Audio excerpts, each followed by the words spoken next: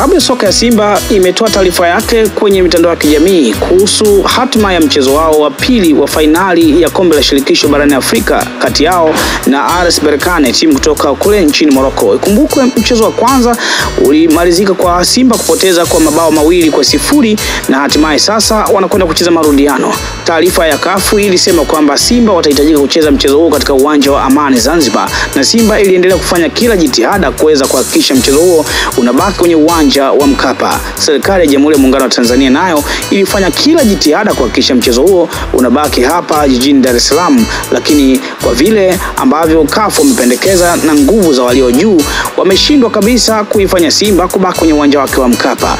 Simba licha ya kauli yake ya kwa Mkapa atoki mtu, bado wanaamini kwamba popote palipo na ardhi ya Tanzania hakuna Mwarabu ambaye anatakiwa ashangilie kupokea ubingwa mikononi mwa mnyama wa Simba Sports Club. Hivyo Simba Sports Club wamesema iwe mvua iwe jua, popote pale, iwe ardhini, baharini au angani, RS Berkane lazima achukue kipigo kikali na kumfanya kabisa asiwe na mikono ya kushika kombe la CAF Confederation Cup katika msimu huu wa 2024-2025. Rasmi Simba imetoa ujumbe katika waraka wake ambao umetoka hivi punde kuthibitisha kwamba mchezo huo wa fainali utapigwa visiwani Zanzibar.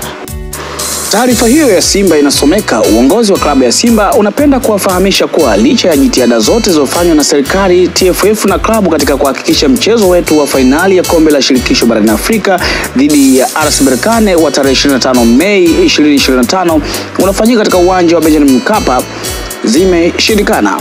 Kutokana na hatua hiyo, mchezo huo utafanyika katika uwanja wa Amani Zanzibar kama ilivyoamriwa na shirikisho la soka barani Afrika.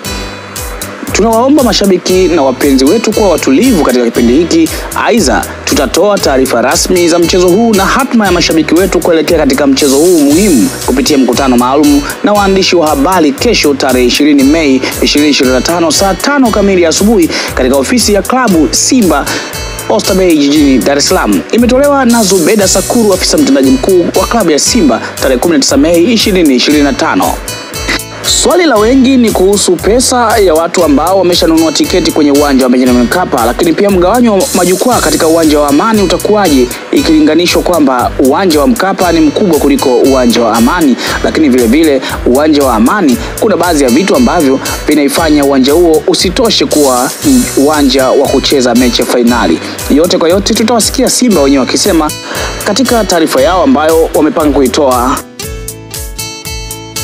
Si mchezo wa kwanza msimu huu kwa Simba kucheza katika fainali hizi za kombe la shirikisho katika ardhi ya Zanzibar, bali unakuwa mchezo wa pili baada ya mchezo wa nusu fainali ya kwanza ambayo ilipigwa katika visiwa vya Zanzibar kati yake na Stellenbosch, na Simba kupata ushindi wa bao 1-0, bao ambalo mashabiki wengi walilalamikia, lakini likawa bao ambalo liliwavusha katika mchezo wa pili baada ya kutoa sare ya bila kufungana kwenye uwanja wa Moses Mabida pale jijini Durban, na kuwafanya Simba kuibuka na ushindi wa jumla ya bao 1-0 ambalo uwanja wa Amani uliopeleka Simba katika mechi ya fainali. Sasa hivi Amani ina jukumu kubwa sana ya kuipeleka Simba katika ushindi wa kwanza wa kihistoria wa kombe la Afrika kwa ngazi ya klabu. Macho ya Afrika sasa taelekea katika visiwa vya Karafuu huko Zanzibari kwenye uwanja wa Amani Complex pale Zanzibar. Itakuwaje? Mimi na wewe ni mashahidi, lakini mchezo wa kwanza tumeshuhudia Simba ikiwa contain Berkane kuanzia dakika ya 20 mpaka dakika ya 90, huku Simba ikipiga mashuti 9 bila kulenga bao hata moja. Yote hayo yatakwenda kuthibitika kama kweli Simba wanachukua ubingwa au wanauacha tena kama mwaka 93 wakati walipocheza na Stella Abidjan kutoka kule jijini Abidjan, Ivory Coast. Safari hii tena mnyama anamalizia nyumbani baada ya kipigo cha mabao 2-0. Simba ataonyesha umwamba wake tena katika visiwa vya Karafuu Zanzibar. Mimi na wewe tubaki kuyatazama yale ambayo yanakwenda kutokea. Mimi ni Mjechole Chuvi Ulimwengu, mkazi wa Mbagala, nasema ubado wakati bao fikiri. Mpaka wakati mwingine.